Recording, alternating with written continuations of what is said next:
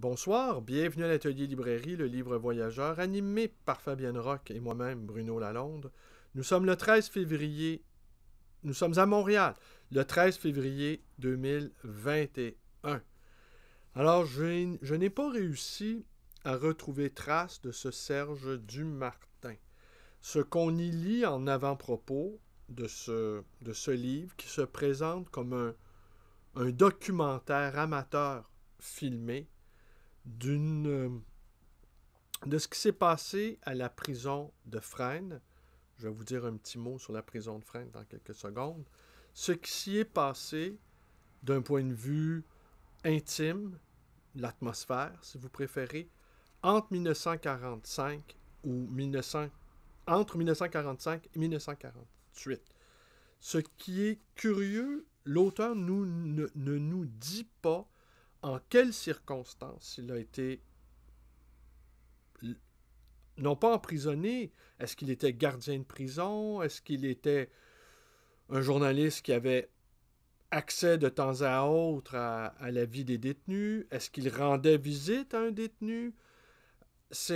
Il est totalement discret là-dessus et il annonce son ouvrage comme étant une sorte de chronique de l'intime, description de la vie des prisonniers. Il se targue d'être apolitique et cet apolitisme-là lui confère, selon ses propos, une sorte d'objectivité. Alors, tout ça est très étonnant.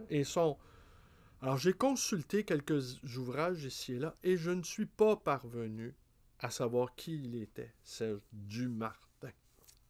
Alors, peut-être que la vidéo circulant un peu, parce qu'il est arrivé parfois, à quelques reprises, que je commette une vidéo ici et là. J'ai même reçu parfois des coups de téléphone à Montréal, me disant qu'on cherchait à en savoir davantage sur tel ou tel écrivain évoqué dans l'une ou l'autre de mes vidéos. C'est très étonnant la technologie de ce point de vue-là. Alors oui, la prison de Fresnes, non, je ne vais pas régler tout de suite la question de la prison Fresnes. Fresnes, je ne la réglerai pas, mais les recherches que j'ai faites m'ont amené aussi à... Bon, la prison, elle a été construite en 1898. Elle est toujours en opération. Elle a servi aux nazis pendant la Deuxième Guerre mondiale. Certains d'entre eux, certains des résistants capturés y ont été torturés. Brasillac y a été incarcéré, mais il n'a pas été exécuté là.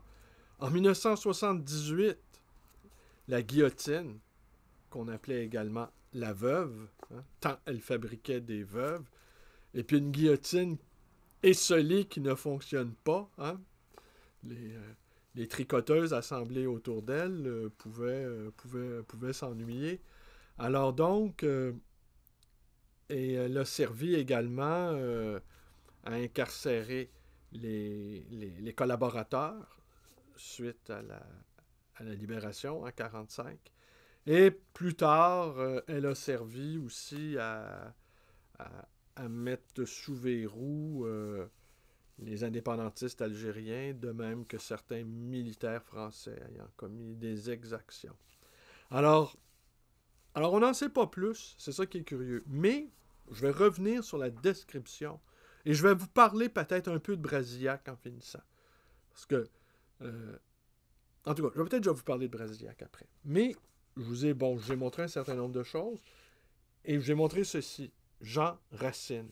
Alors, Jean Racine, je vous racontais hier que visiblement, il avait une très, très importante bibliothèque qui a été dispersée dans une multitude de librairies et on retrouve régulièrement dans le marché du livre d'occasion des ouvrages lui ayant appartenu. Alors, je vais vous lire ce qu'on y lit dans le dictionnaire des auteurs de langue française en Amérique du Nord, l'ancienne version. Jean E. Racine. Évidemment, quand on s'appelle Jean Racine, sa carrière d'écrivain, en tout cas, elle commence avec beaucoup, beaucoup, beaucoup, on commence sa carrière d'écrivain avec beaucoup de pression. Alors, forcément, on ajoute une initiale à son patronyme et à son prénom, et tout à coup, on respire mieux. Alors, Jean E. Racine, les attentes sont moins grandes. 1918, né en 1918 et mort en 1970.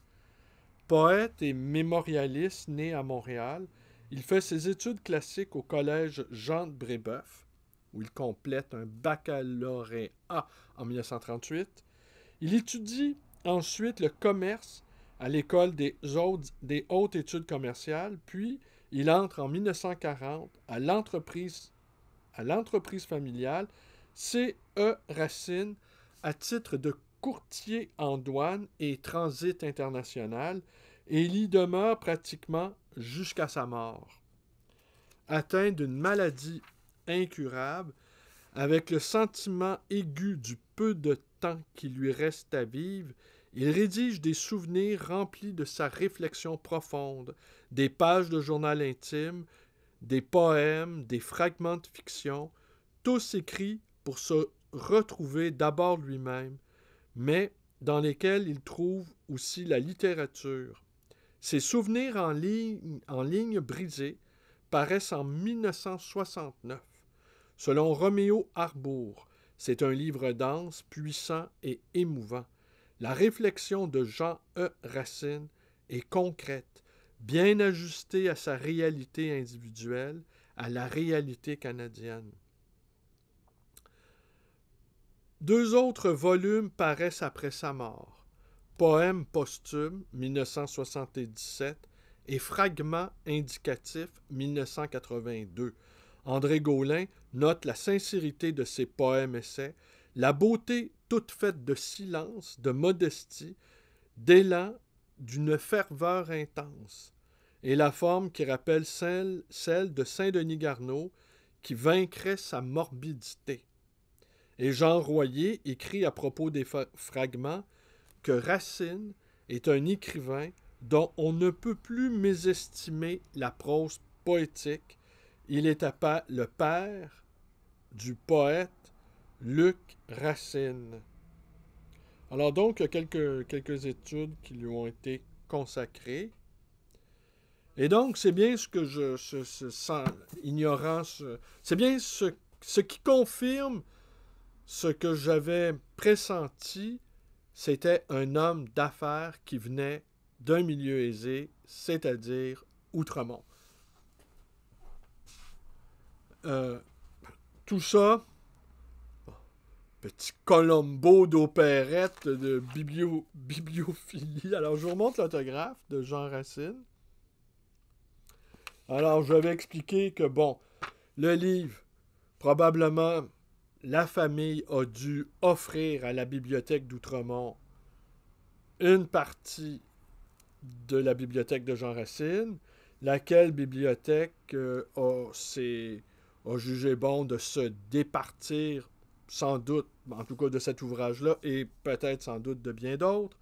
Et c'était ce livre-là, il s'est retrouvé à la prison de Bordeaux, sécurité minimum, qui a été lu parce qu'il y a beaucoup d'annotations. Est-ce que j'enchaîne avec Brasiliac ou je vous en reparle une autre fois de Robert Brasiliac?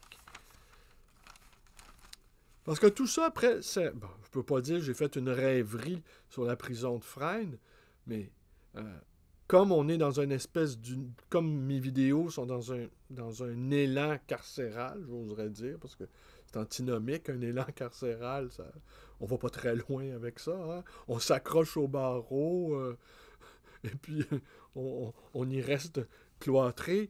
Mais assurément, je me posais une question. Je nous ai appris l'existence de la littérature obsidionale, qui est la littérature faite pendant les sièges, les grands sièges qu'on connaît, hein, que vous connaissez. On prend celui juste de Stalingrad, par exemple. Il y a eu beaucoup de textes. En fait, il y a eu quelques textes qui ont été écrits pendant le siège du ghetto de Varsovie ou, bon, les divers sièges historiques. Mais est-ce qu'il existe un mot pour qualifier la littérature d'épuration? Alors, on sait, Rebattet a écrit Les Deux étendards en cellulé, mis au fer avec une ampoule allumée en permanence. Alors, il a commencé, en tout cas, il a passé 4 ans, si ma mémoire est bonne. Bon, il y a le cas de Rebattet. Mais est-ce que ça existe, ce mot-là, pour dire une littérature d'épuration? Alors, mon esprit s'est mis donc à penser à Brasillac, qui a fait un recueil de poésie que j'ai cherché sur mes rayonnages, mais sans doute l'ai-je vendu puisque je ne l'ai pas retrouvé. Les poèmes de Fresne, des poèmes qu'il a écrits quelques mois avant d'être exécuté, le 6 février 1945. Cependant, j'ai retrouvé sur mes rayons 2 choses. Les écrits à Fresne, dont je vais vous lire un tout petit paragraphe pour vous donner une idée de la magnifique prose de Brasillac, et ceci, qui a été publié, son Chénier, qui a été publié en 1947. J'ai fait des recherches, je ne suis pas parvenu à trouver à la Pensée française quelle était cette maison d'édition-là. La fiche Wikipédia est vide et elle nous invite. Hein, c'est une encyclopédie participative, dis-je. Elle nous invite donc à y contribuer. Et après, ben là, il faut vérifier si on y apporte des sources primaires et si on y apporte également des sources secondaires pour valider notre fiche. Alors, Chénier, ben, vous savez, c'est un poète, vous savez qui il est. Bon, il a été un partisan de la Révolution française et devant les crimes commis par Robespierre et la branche des Jacobins, il a été horrifié et lui-même a été guillotiné. Alors, ce livre-là, son Chénier, en fait, et ça a été probablement le dernier texte qu'il a écrit, parce que il l'a terminé le 1er février 1945, et le 6 février, 5 jours après, Brasillac était passé par les armes. Alors, je vais vous lire un tout petit passage, très court. Les dernières journées de l'occupation. Les derniers jours à Paris sous l'occupation allemande furent extraordinaires. J'en conserverai toute ma vie le souvenir comme celui d'un paysage irréel, éclairé d'avance des lueurs d'orage, mais d'une étonnante douceur, comme dans les plus belles toiles du Tintoret. On sentait que tout allait finir d'une période désormais condamnée. On ne savait vers quel événement on marchait. On devinait à chaque pas la catastrophe sans visage.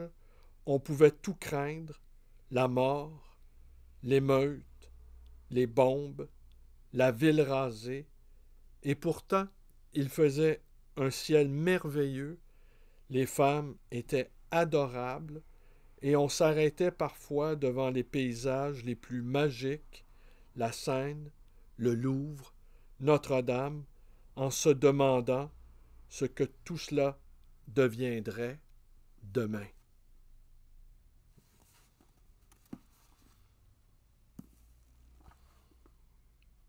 Alors, dans ce écrit à Fresne, ben, il y a le compte-rendu, il y a des poèmes, bon, les poèmes de Fresne, justement, les lettres écrites en prison, pour rester dans cette atmosphère carcérale, et le compte-rendu de son procès en cour de justice. Et il cite, justement, il cite ici, il cite pendant les assises, il cite Chénier. Alors, voilà, Brasillac, c'est sûr qu'ils se reconnaissaient dans le sort fait à Chénier. Et ils se reconnaissaient également parce que Chénier, la majeure partie de l'œuvre de Chénier est consacrée à l'apologie de la Grèce. Et Brasillac lui-même était un helléniste de haut vol. Et, avec cet amour-là de la lumière, hein, de la lumière de la pensée grecque, de la poésie. Alors, ils sont...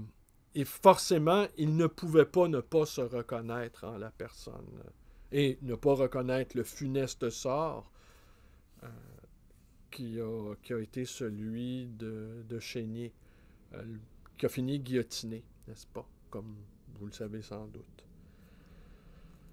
Alors, je reviens sur mon Serge Dumartin. Et je reviens sur la description. Je vais vous lire 2 ou 3 passages qui ont été annotés. Il y a quelques bizarreries. Il y a une longue citation de Bernanos aussi.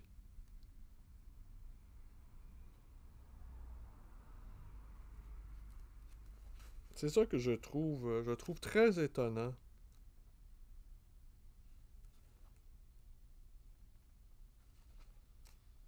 Il faudrait vraiment l'étudier très solidement parce que j'arrive pas à déterminer. Je vais vous lire un passage qui a été souligné. J'ai l'âme d'un esclave, mais pour mieux avoir l'esprit et le regard libre, farouchement. Ici, je me ferai l'esclave de n'importe qui ou n'importe quoi me donne à voyager, non pas tellement dans la diversité que dans la profondeur. J'ai soif d'harmonie, toute ma recherche est tendue vers les éléments épars de cette harmonie, étant à les mettre en place pour les orchestrer, c'est-à-dire les célébrer. Je me suis fait l'esclave d'un ballet, mais ce ballet m'a déjà rapporté 100 fois plus ce qu'il m'a coûté. Je me suis fait l'esclave d'une société, mais cette société ne cesse de m'enrichir. Plus elle est sordide, dissonante, tordue, plus sa musique s'élargit en moi.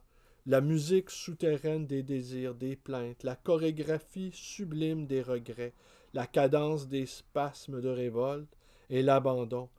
Toute cette symphonie du monde méchant, acharné à sa méchanceté, je la traduis avidement en harmonie personnelle pour me convaincre qu'elle est belle. Cette avidité ne tient pas à une curiosité, mais à une volonté. Cette volonté n'a de fondement que l'espérance. Cette notion d'espérance est très délicate à situer, car d'une façon générale, les notions dépassent les mots. Les mots ne sont que des pancartes sur un chemin, non des étiquettes sur un objet. J'ai déjà découvert que la patience n'est qu'attente de la patience. L'espérance serait-elle l'espérance de l'espérance?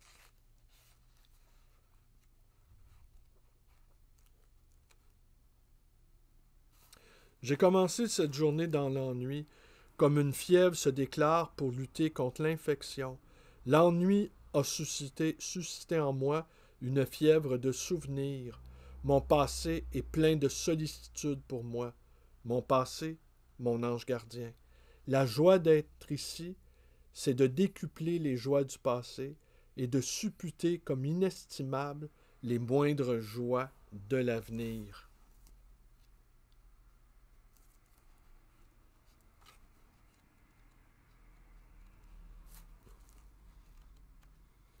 Là, il y a un commentaire que je vais vous le montrer pour en juger par vous-même. Ça donne un peu l'atmosphère aussi. Visiblement, ce détenu n'a pas aimé ce livre. Il a écrit « Les pédales travaillent à la bibliothèque ».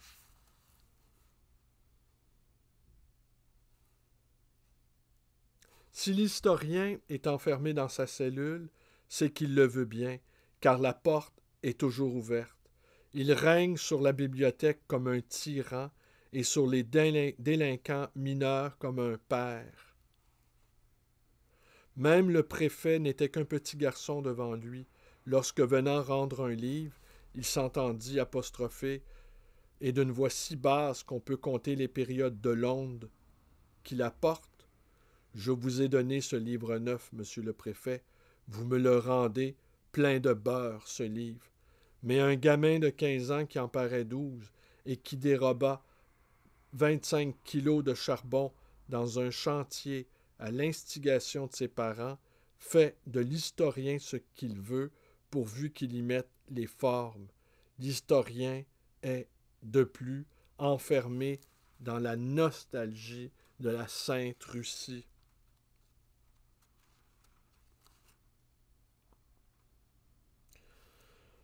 Georges Claude, rapporte Jean, s'est assis contre les barreaux, a passé ses jambes à travers et a dit « Mes jambes sont libres ». Il a passé ses bras à travers et appuyé sa tête de façon que ses yeux ne voient plus les barreaux et a dit « Maintenant, je suis libre ».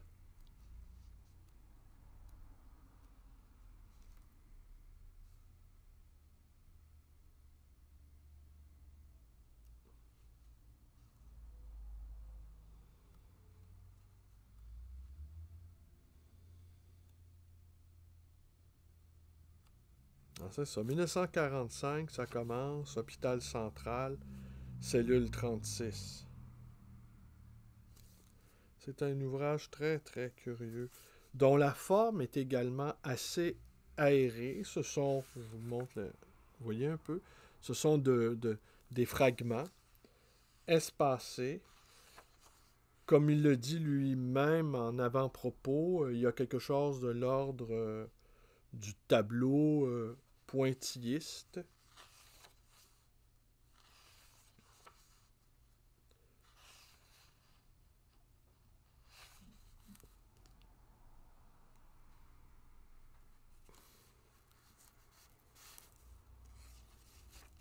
Vous trouvez deux autres petits passages soulignés.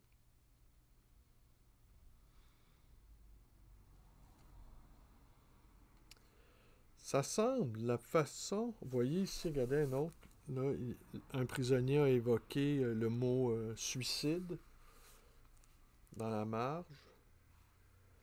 Pour la première fois depuis 8 mois, je suis seul en cellule. Alors, ça semble vraiment être un témoignage à l'intérieur. Alors, sans doute, Serge Dumartin a dû, d'une manière ou d'une autre, avoir été condamné pour avoir collaboré.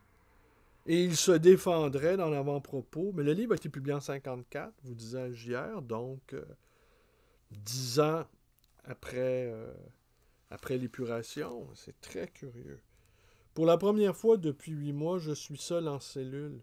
Jean a été extrait ce matin pour aller signer au palais son transfert à Rennes. L'industriel, de son côté, a été convoqué par son expert, ce qui lui donnera l'occasion de passer la journée en famille.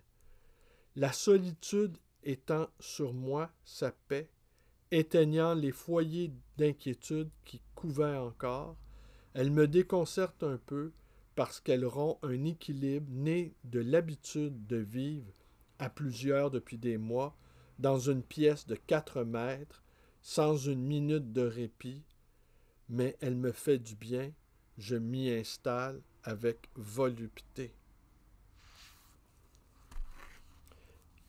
14 juillet. Écrire à Mauriac constitue ici, pour la plupart, le courage suprême de notre condition. Quand on est au courant d'un tas d'injustices particulièrement révoltant, ou quand on a saisi un aspect de notre souffrance susceptibles de provoquer une réaction à l'extérieur, on écrit ou on fait écrire à Mauriac dans l'espoir qu'il s'en indignera publiquement. On a alors la conscience tranquille, comme si l'injustice était réparée et la souffrance apaisée. On guette quelque temps les éditoriaux du Figaro pour y trouver un écho de la communication, puis, comme le bon apôtre ne peut pas être demeuré sourd à nos prières, on se persuade vite que la citation a paru dans un numéro que nous n'avons pas pu nous procurer et nous nous consolons.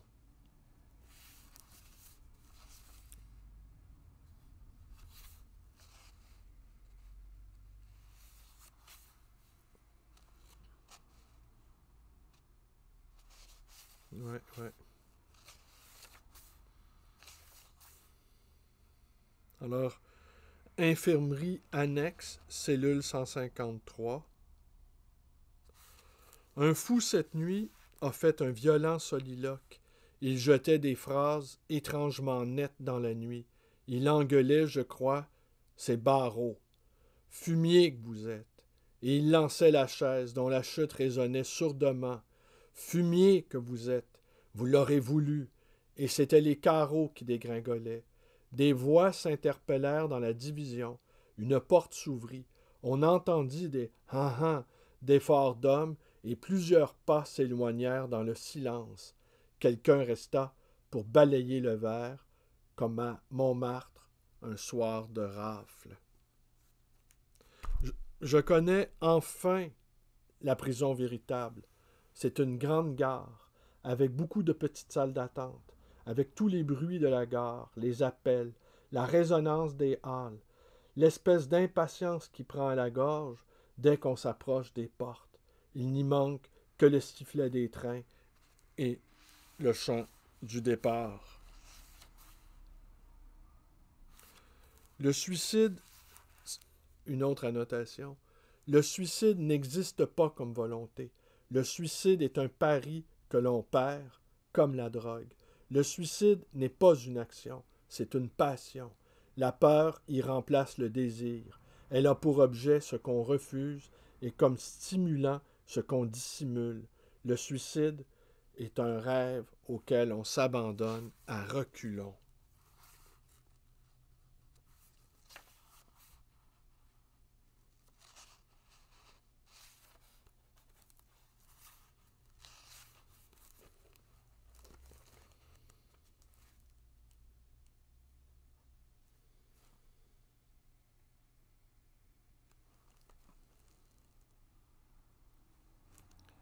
Je me demande bien,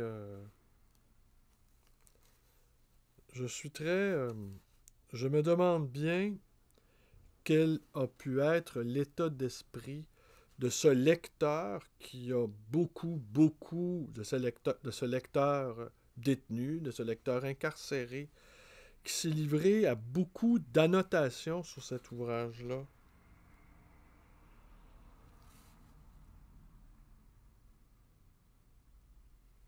Ah, ici, il est question de Proust, qui est annoté.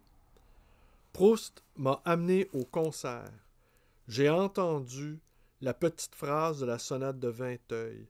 Il l'a matérialisée en moi au point que j'en ai vibré tout entier et que je ne savais pas si je devais attribuer cette vibration à l'émotion que Swann exprimait ou véritablement à la musique qui avait déterminé cette émotion.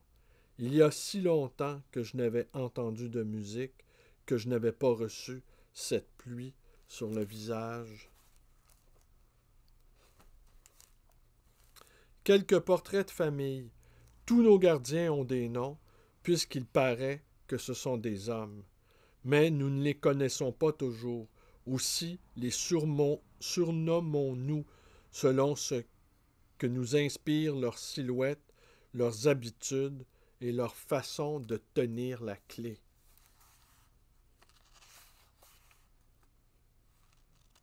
Alors ici, là, il n'y a aucune annotation, mais il y a des noms, le salaud, le rat, le vieux con, la bigleuse, taquin, le sans-culotte,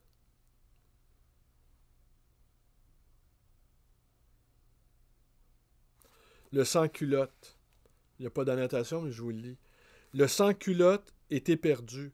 Son désespoir éclate dans le désordre de sa tenue hétéroclite de rapatrié, dans ses cheveux hérissés et grouillants comme ceux des gorgones, sur lesquels flotte comme il peut le petit calot de l'administration.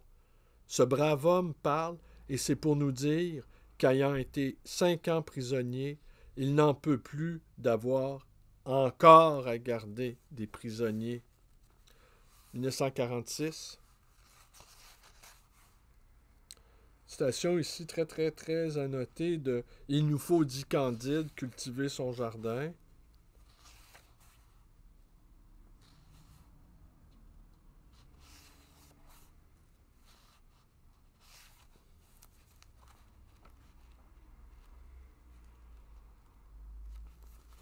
Ah, attendez.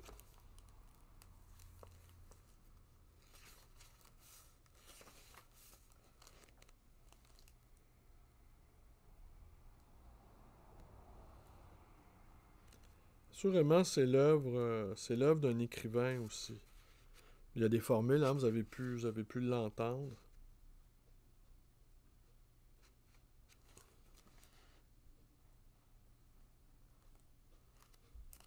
Alors, 2 derniers passages, et puis après ça, je vous quitte.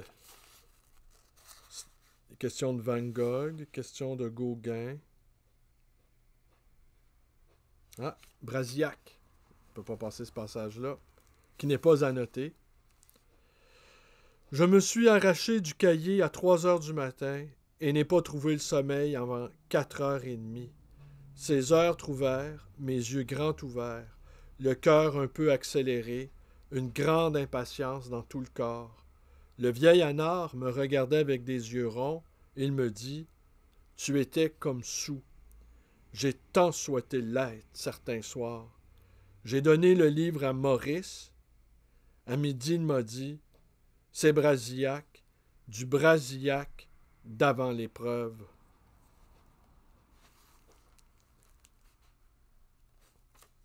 Maurice, est-ce Maurice Bardèche? Alors, la deuxième division, là, il est maintenant installé dans la cellule 231.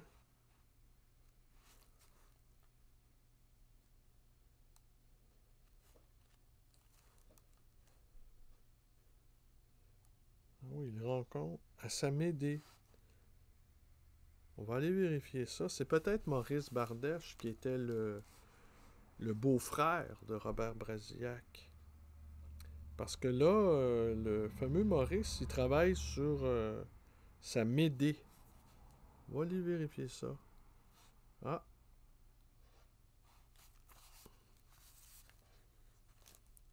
Il y a le Vigan, le Vigan dont il est question ici. Le chat.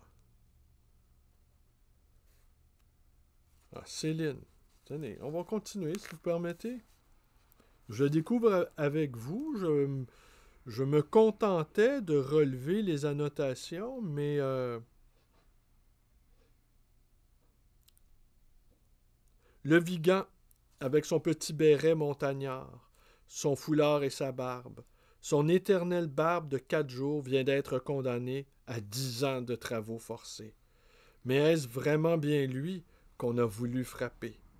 Robert avait rédigé sa défense par écrit, des pages d'une écriture longue et cursive qu'il nous lisait ensuite quand on l'interrogeait, d'une voix posée, dénuée de toute comédie, ne gardant de son métier que la diction apprêtée qu'il tenait de copeaux.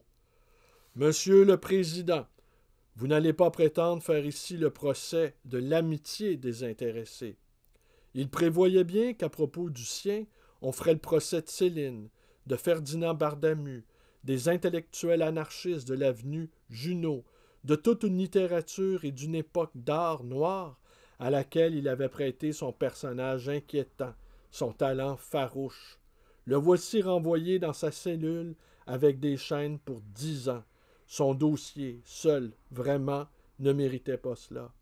Revêtu de bure brune et traînant ses sabots maintenant, il parle de vivre en clochard, dormant le jour par mépris des hommes et gardant la nuit un chantier dans une baraque, dans une lanterne, une miche de pain et un bon chien. D'autres clochards viendraient se réchauffer à son chaudron, devant qui il pourrait parler, comme à des hommes, de tout ce qui fut, de tout ce qui aurait pu être. Ici, il a pris un acompte, il a ce chat, et il nous a.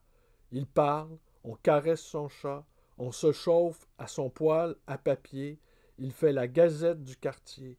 Je jurerais qu'il est heureux, rien qu'à voir son regard. Certains soirs, à la lueur douteuse d'une bougie, lorsqu'il passe une couenne de l'or sur le dos de sa pipe pour qu'elle brûle.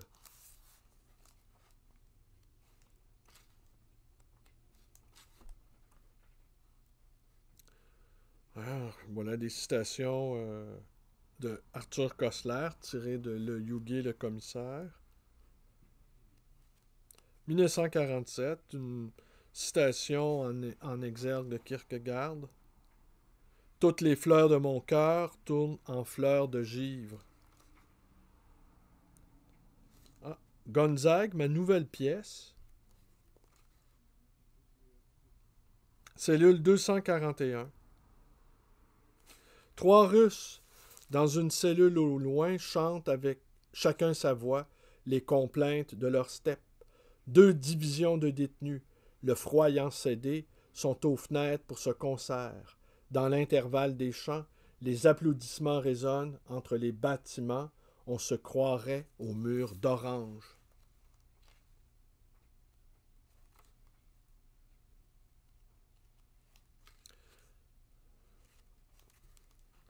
En fait, ce que j'observe,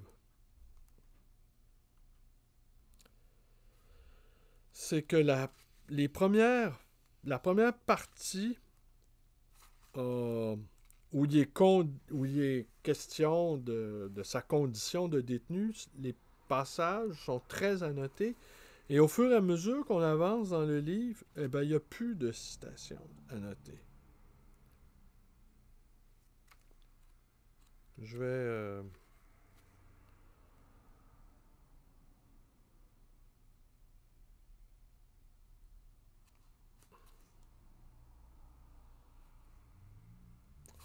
Hier matin, on est en quelle année, là? Attendez, je vais revenir sur mes pages. On est en 46.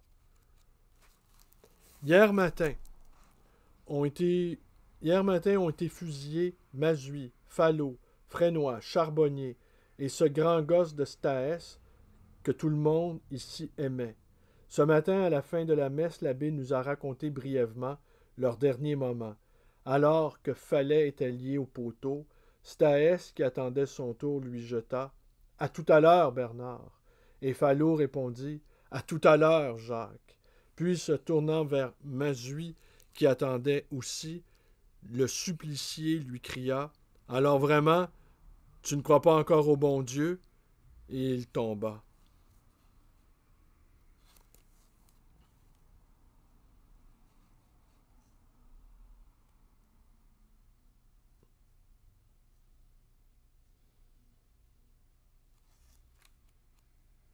Mmh, 48.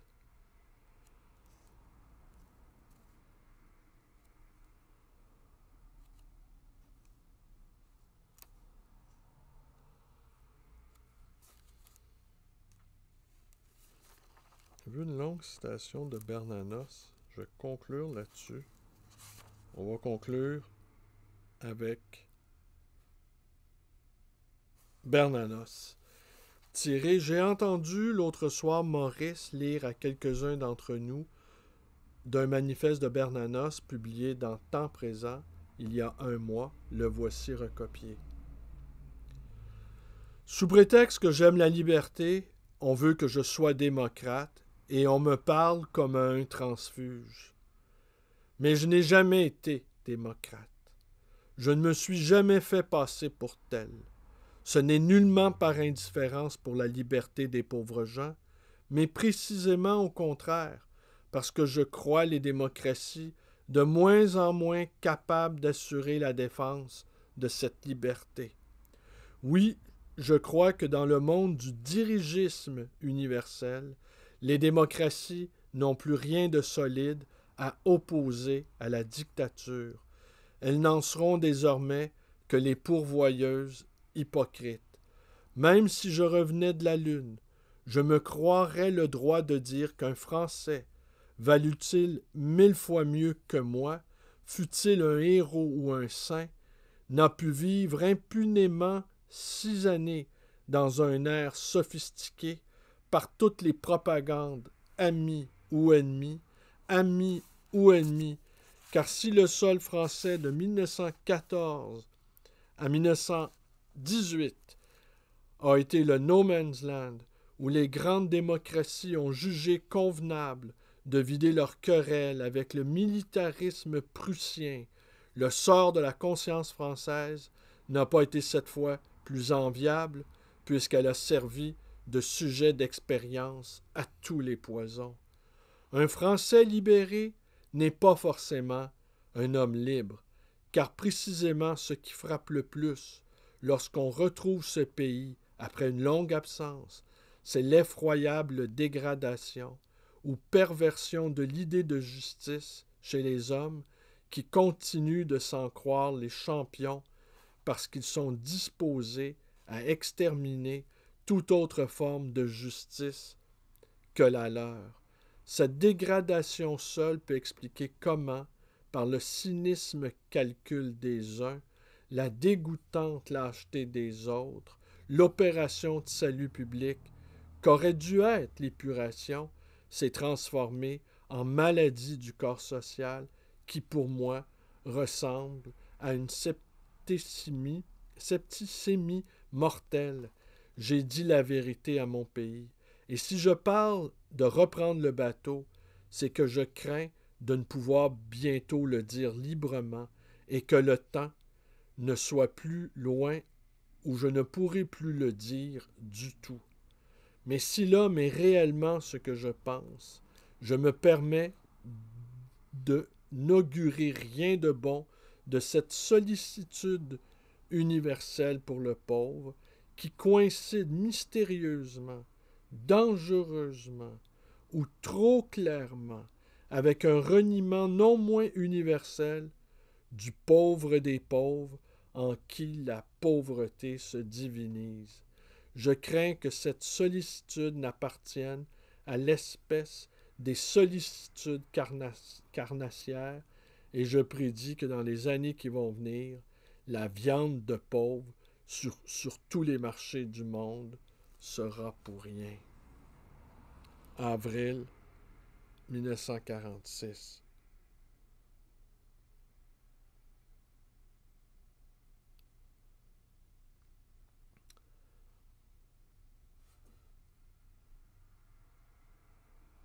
Et là, ici, l'auteur donne la réplique à Bernanos. Cette amertume, je ne l'aurais pas laissé paraître si je ne savais que vous êtes peut-être le seul homme assez pur pour imposer le silence à certains et assez convaincu pour en entraîner d'autres. Ma cause eût alors épousé la vôtre et croyez-moi, nous eussions été innombrables à vos côtés, car mon dégoût, mon ressentiment et les vôtres n'ont le droit d'être manifestés que s'ils postulent un dépassement et que si ce dépassement commence par ne pas fuir ou se taire. Vous avez tout de même été heureux aujourd'hui de trouver cet organe militant pour imprimer votre protestation. Aussi, je vous dis, si vous partez, vous garderez peut-être ce droit dont vous êtes si jaloux de dire librement la vérité, mais vous perdrez celui d'être suivi et respecté. Car des hommes vivent et n'ont pas votre indépendance matérielle et qui se sentent des racines temporelles, inextensibles. Ces hommes n'ont que faire d'un langage fait de négociation, de spéculation et qui brassent les notions sans les subir. Mais si vous restez alors, il faudra leur parler, libre ou pas, inlassablement, le langage qu'ils demandent. Ces gens qui vivent au jour le jour ne se moquent pas mal que vous soyez démocrate ou libertaire, que vous approuviez ou non la façon dont le monde se prépare à dévorer les pauvres. Si vous-même ne participez pas directement à ces questions, si vous-même n'êtes pas une victime ou un vainqueur possible, si vous n'êtes pas engagé physiquement dans le combat, une vérité ne vaut pas plus dans ce monde que si celui qui la profère est à la fois juge et parti. C'est le triomphe de l'incohérence, mais c'est le triomphe de la vie. Votre langage y perdra probablement en intransigeance, mais il y gagnera en lucidité. Et si vous avez vraiment le caractère que je crois, vos thèmes auront alors beau jeu de fructifier sans se ternir. L'histoire vous retiendra comme un saint juste, alors qu'immigré, vous l'auriez amusé comme un Chateaubriand. Démocrate, libertaire et totalitaire, vous serez jugé transfuge, que vous le vouliez ou non, si vous quittez la France une seconde fois. Après cet excès de sévérité, qui n'est qu'une face de notre affection, j'ajoute que ce serait une grande tristesse pour nous que de vous perdre. Vous restez une de nos seules grandes voix, survivant à ceux qui disaient la vérité, qui sont restés et que la mort a fait taire.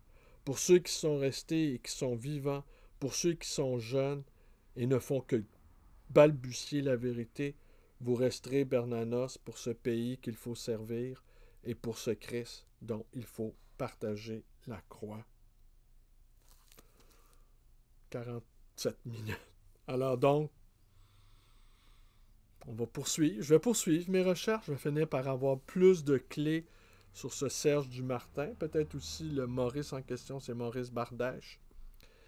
Je vous ai lu, je vous ai pas lu, mais je ne vous lirai pas. Et je vous le montre à l'écran simplement, le chénier. Les dernières lignes qu'a écrit Brasillac. Certains prisonniers, les bien vrais, se croient déjà sortis, songent aux vengeances.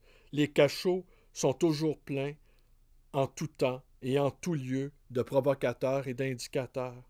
La fièvre de tous les possibles donne chaud au plus calme. La fièvre de tous les possibles. Ben voilà, j'ai mon titre. La fièvre de tous les possibles. Serge Dumartin, Robert Brasillac, François Mauriac et Georges Bernanos. Je vous remercie d'être avec moi, Bernanos, écrivain, prophète. Il est cher à notre cœur, ce Bernanos. On y retourne. Bernanos, à la librairie, beaucoup de jeunes lisent Bernanos. Et puis, je peux vous confier aussi, beaucoup de jeunes lisent Brasillac. C'est étonnant. Dès que j'ai des Brasillac, je les vends. Et certains d'entre eux sont plutôt rares, mais ce sont de jeunes hommes. Alors, il faudra bien un jour réfléchir, c'est qu'est-ce qu'ils vont chercher chez Brasillac, qu'est-ce qui les pousse tant. Mais Bernanos aussi. Bernanos aussi. Il y a une fièvre qui ne demande qu'à s'épanouir, au fond. Et cette espèce de tiédeur ambiante, cette mollesse des esprits. Le feu de la jeunesse recherche l'incandescence. Le feu de la jeunesse tend à vouloir se répandre, éclairer, allumer, réchauffer. Les normopathes, comme dit mon ami Christophe Hainaut. Les normopathes, ouais. Voilà. C'est tout pour aujourd'hui. Alors demain, je ne sais pas de quoi je vais vous parler, mais faites-moi confiance. Il y a un ami aujourd'hui qui m'a rendu visite, qui a écouté toute cette très longue série de vidéos, qui semble pas connaître de fin, du moins pour l'instant, me demandait si un jour, si je ne craignais pas d'être à court de sujets. C'est impossible. Vous voyez, on est environné de livres. Tous les sujets nous renvoient à d'autres.